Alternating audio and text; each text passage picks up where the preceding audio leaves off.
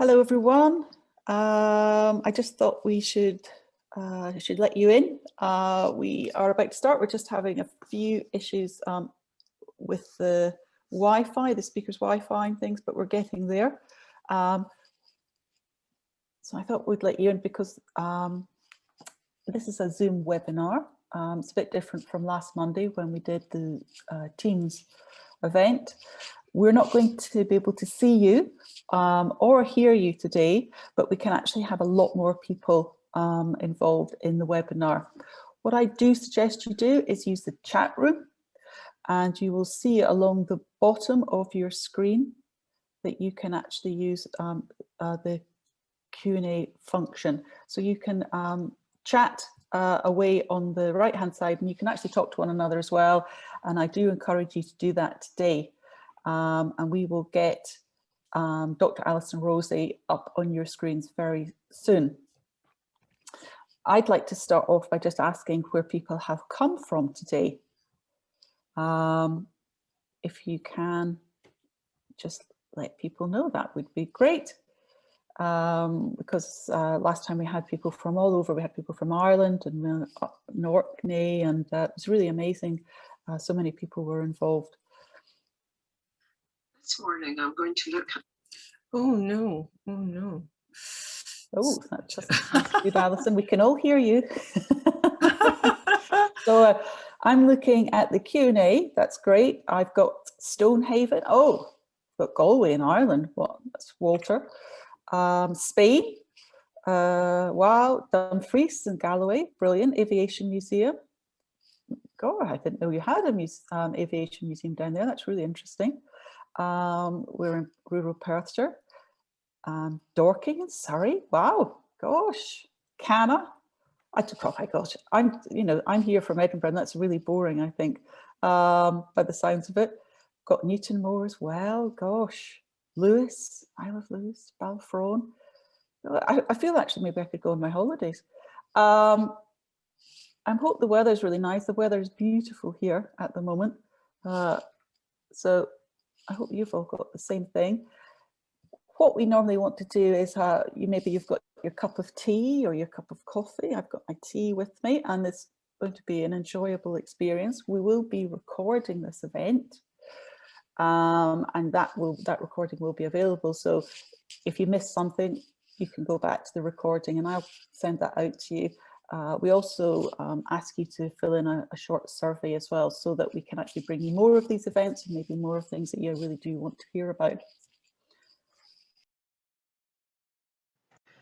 This morning I'm going to look at the 3 key and closely related archival principles which determine how archivists approach collections of archives.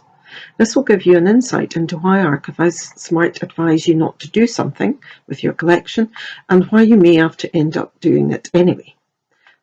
To alter Pablo Picasso's maxim somewhat, learn the rules like a pro so you can break them like an archivist.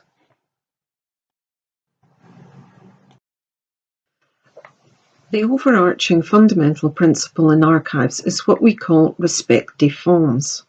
This is the principle of keeping an archive intact and not splitting it up. The fonds is the group of records accumulated through the lifetime of an organisation, business or individual. This body of records helps to tell the full story of an organisation and how it functioned, or the life of a family or individual. Extract any papers out of the collection and they can lose all context and meaning. Each collection is unique, and archives from one source should not be put together with archives from a different source, however close they might relate to each other by subject matter or the individuals involved. This is why, for example, you will see papers in public archives relating to the same family catalogued and referenced separately, because they have come from different sources. Many collections will have been disrupted by loss and destruction over time. For example, the archives of a business which has moved premises several times and thrown out records along the way, or a family which has moved house. A society where the person holding the records at home has died and the records have been thrown out by others who did not realise their value. or in the example shown on screen, where benign authorities have intervened to split a collection up. William Wilson and Company were a long-running firm operating from the late 18th century to the 1920s, providing tartan for the British Army for most of the 19th century. When the business folded, the records were rescued and divided up by John Dunbar, the costume historian, and many others. Papers relating to military orders for tartan went to the National War Museum at Edinburgh Castle. Business ledgers and correspondence went to the National Library of Scotland. Letters with tartan swatches went to the Scottish Tartan Society. While it would have been better for the collection to have been deposited in one place, fortunately the National Archives Discovery Catalogue helps researchers to locate all the different surviving parts of the business archive. When considering a collection offered to you, you need to assess the whole collection, avoiding, for example, cherry-picking the more juicy items. It may be that you have to make the hard decision that the collection is not really for you and that it would be better kept together and deposited somewhere else. For example, you have been offered the collection of a local historian, comprising many of her research notes, photocopies of documents held in a number of archives, as well as some original documents purchased from sale rooms. The collection focuses on the local area, but there is also material relating to many other Scottish counties. You need to consider whether it fits with your collecting policy, and indeed whether you have the space to take it, or would it be better placed somewhere else? And here is where we can help. The National Register of Archives for Scotland can provide you with impartial advice on the best place of deposit. Provenance is a term more familiar perhaps from the world of museum objects and art curation. Provenance research, for example, is key to establishing the ownership of art confiscated or looted during the Second World War. But it also applies to archives. Provenance means establishing the person or organisation of origin of the records. That is, the entity which created, accumulated, and used the records in the conduct of personal or business life. Records have so much more to say to us when we know why, how, and by whom they were created, and how they were originally used. So ideally, you want to gather as much information about the archive creator as possible. This might mean, for example, speaking to family members and examining the archive closely to get a sense of what it contains, who it relates to, and working out if it is in its original order. And knowing as much as you can establish about the owner or custodian makes it easier to tell if it is authentic.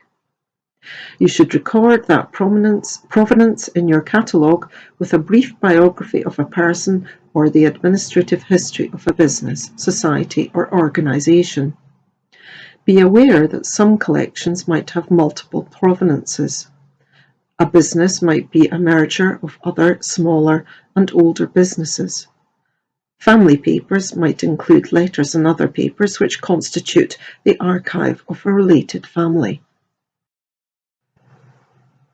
Archives should be kept in the order originally established by their creator, preserving how they were actually used.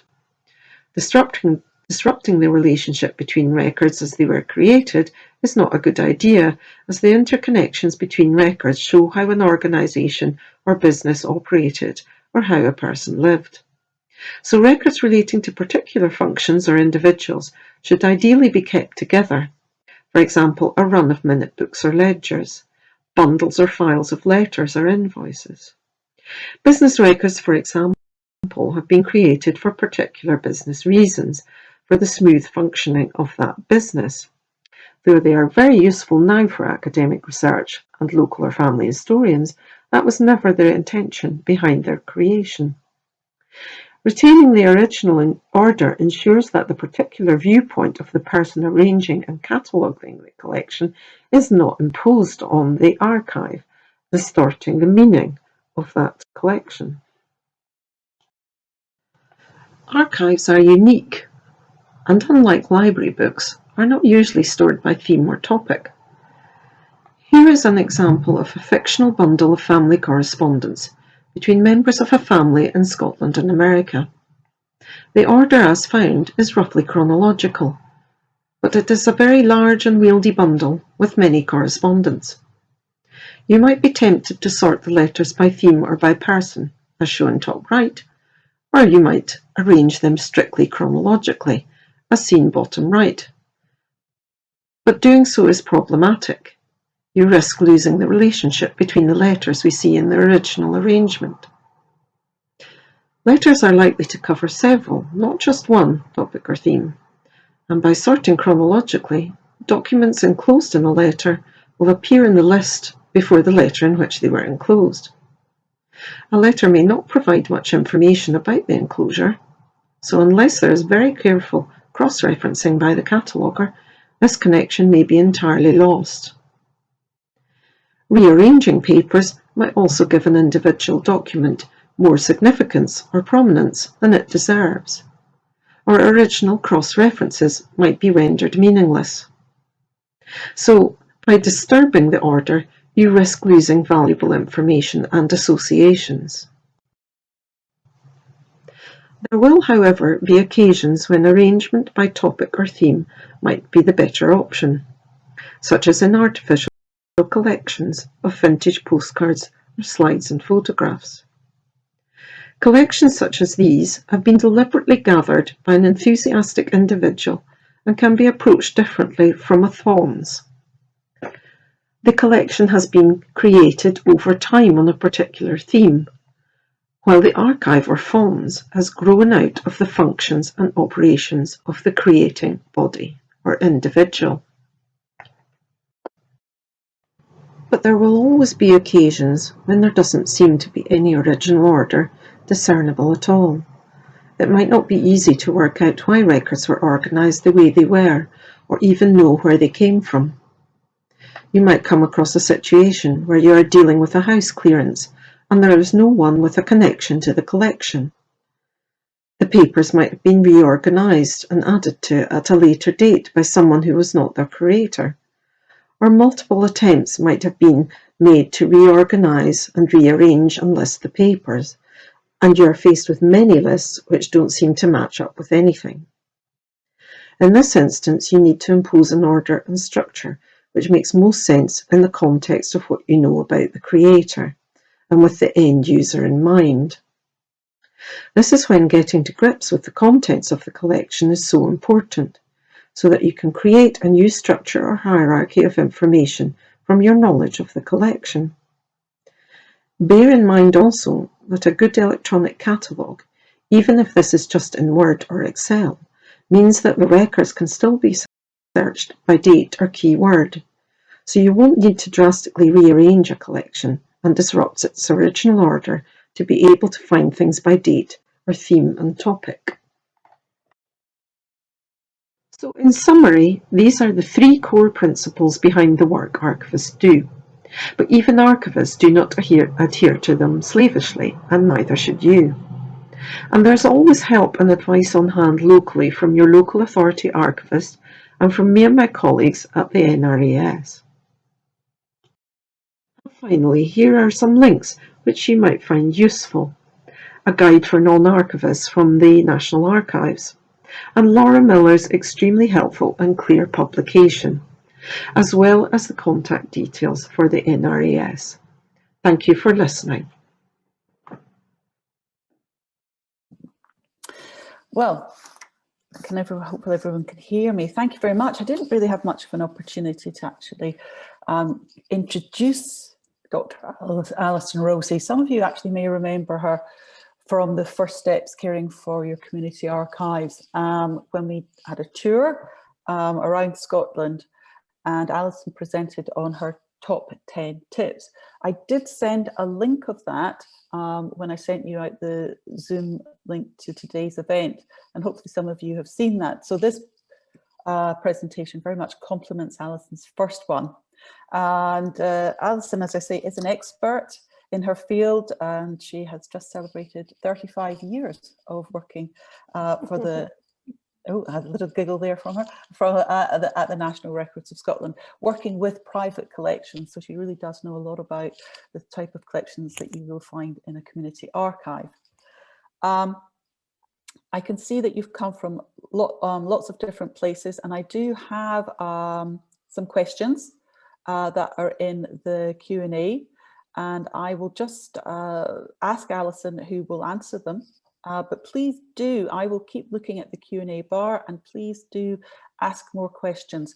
But Alison, I hope you can hear me. The first one is from Erica Chambers, and she says, what do you do with duplicates? At Dorking Swimming Club, we can have 5 duplicates of things like balance sheets.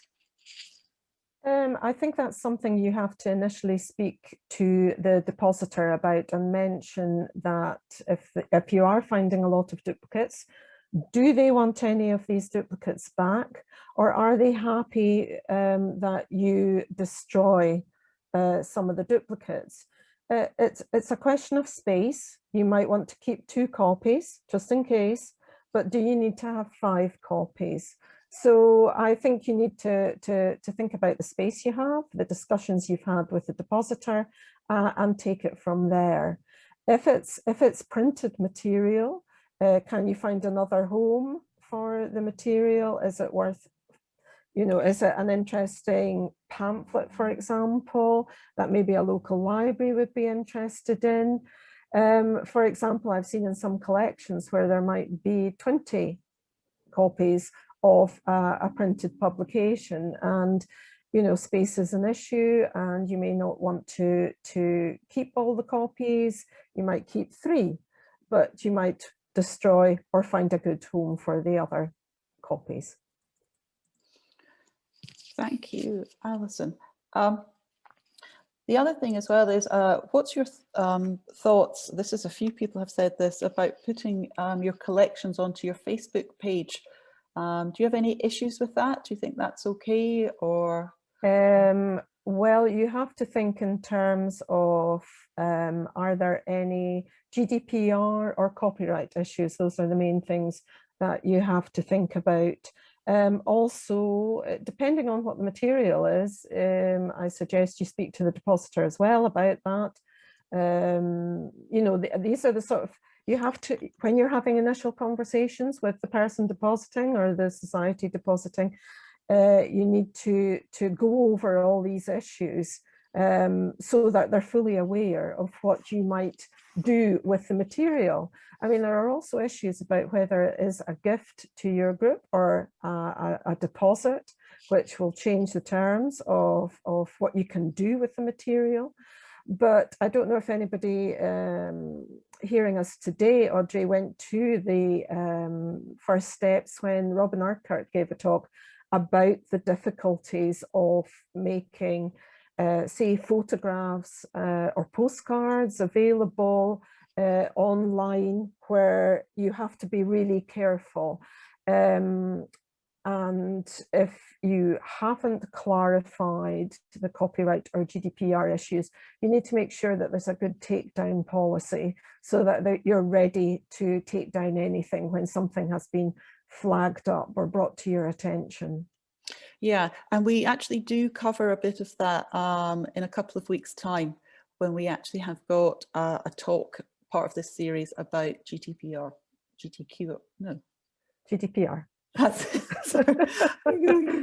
Sorry, yes.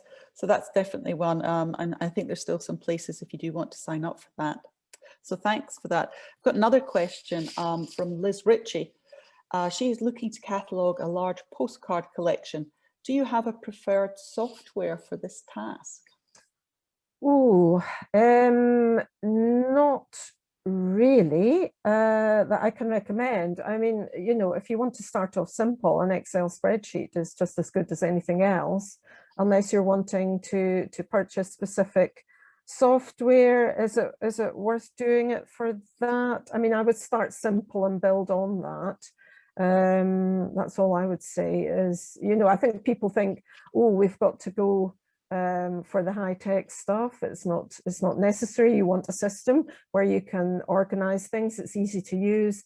It's simple to search. And as a starting point, as I said in my talk, an Excel spreadsheet is as good as any. Keep the fields simple and take it from there. Yeah.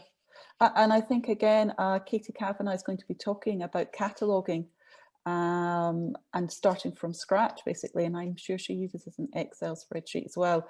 But she would have some very useful tips about correct headings and things you should include in that catalogue. So maybe that's one for next week as well. I hope that answers your question. I'm going on to Jill Fewings. She has inherited an archive which has previously been arranged by a librarian, so split into categories with all links lost between materials. So I have begun to reorganize into categories, especially for the photos. Is this a bad idea? Well, what I would say, if you've got a list there already, if they're properly referenced and have numbers against them, make sure if you are going to rearrange that there's a cross-reference. Because one thing I've often found, and if I go back to that example of the American correspondence, which was a fictitious example, but it relates to a collection that is on the register, the National Register of Archives for Scotland register, where somebody rearranged the collection and basically extracted material from a previous catalogue, but didn't cross-reference.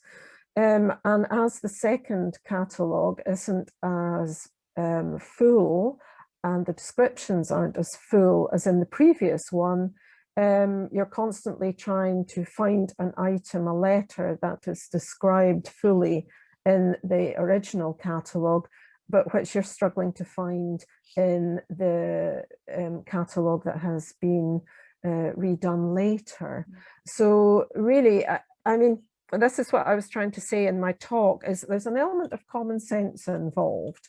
And the original order of this collection has already been disrupted. So when you're looking at it, you've got to think about what is the most useful way of reorganizing it that is going to be useful for the user as well, and that you're going to be able to find everything that's maybe listed on the previous list is going to appear on your second list, so that you don't find what we have found again and again is there's something mentioned in an earlier list that you cannot find in the subsequent list. But try not to create too much work for yourself.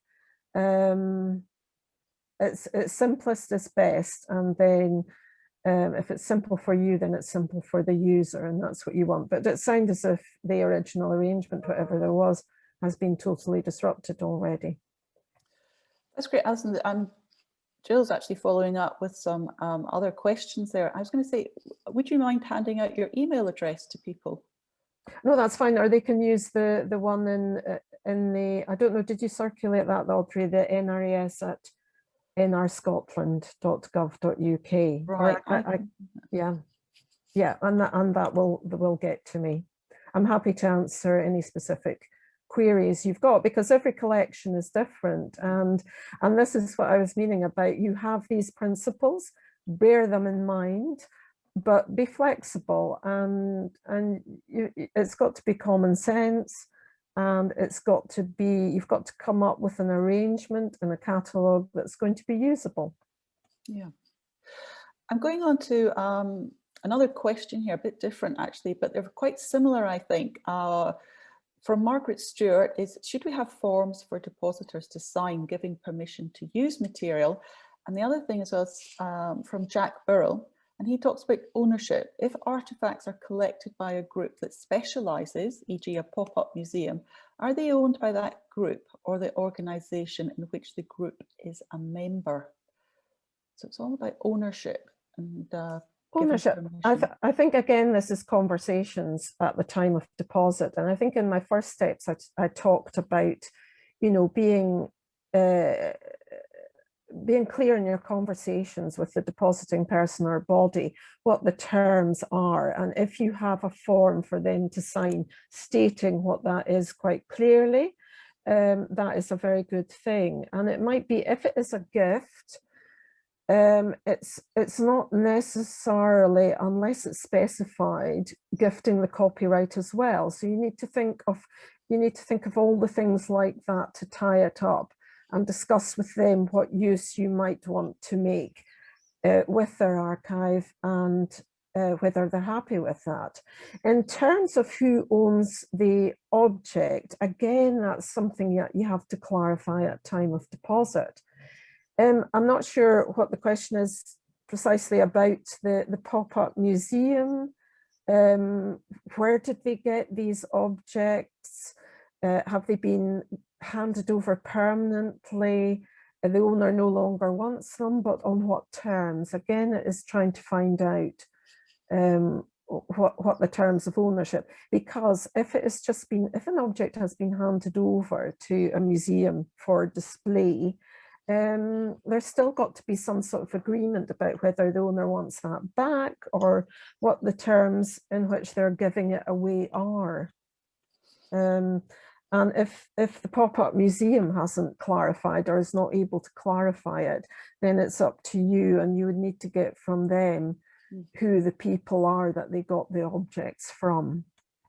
Yeah.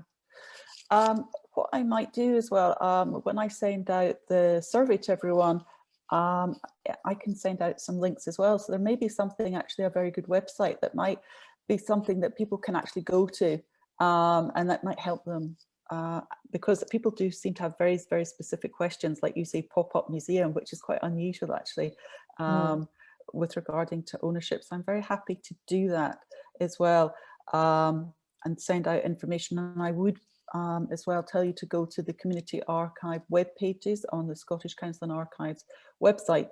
There's a lot of information there, and very useful links to all sorts of information about conservation and cataloguing, as well as to do with ownership as well on collections. We have one more question actually, which I think is fine time-wise. We started a bit late, so I think we can carry on a couple of minutes extra. It's from Susan Ribeiro, and she asks, can you elaborate on your point on provenance in relationship to authenticity? Is there any literature on this that can be followed?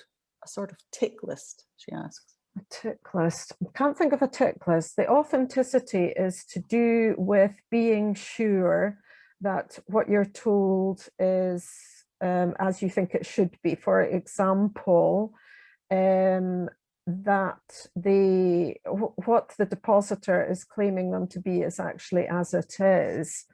Authenticity is not something that is pushed so much with archives. We think of it more in terms of museum objects and paintings, but it applies to archives too, in terms of being sure that what you're getting is what it claims to be. I hope that answers that as simply.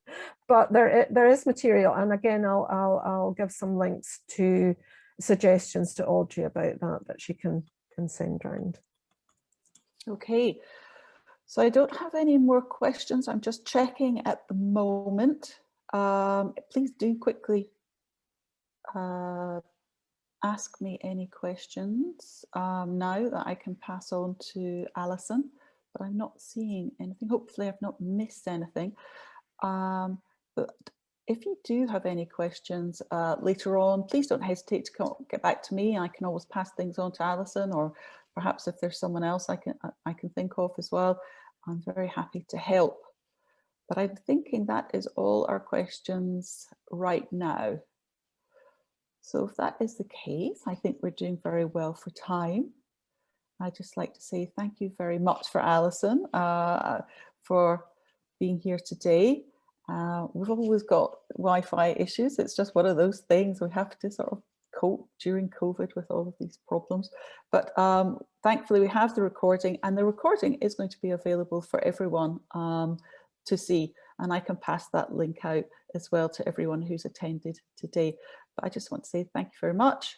Thank you very much to my colleague Robert Wright behind the scenes doing all the technical stuff, putting on the presentations today.